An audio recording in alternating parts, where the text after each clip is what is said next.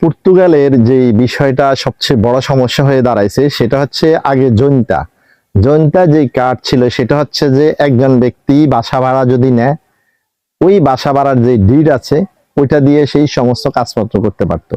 কিন্তু এখন তাকে যদি টিআরসি বা রিনিউ করার জন্য কোনো কাগজপত্র প্রয়োজন হয় বা যাদের তাদেরকে ভবিষ্যতে সকল কাগজপত্র করার জন্য জৈন্তা ছাড়াও তাদেরকে আরেকটা জিনিস ধরাই দেওয়া হচ্ছে, যে বাসায় সে থাকে ওই বাসার মালিকের বাড়ির মানে প্রত্যয়নপত্র বলি আমাদের বাংলাদেশের ভাষায়, অর্থাৎ এগ্রিমেন্টের পরেও উনি আপনাকে চেনে বা জানে বিগত দিন ধরে আপনি ওনার বাসায় আছেন এই বলে উনি একটা কাগজ দিবে।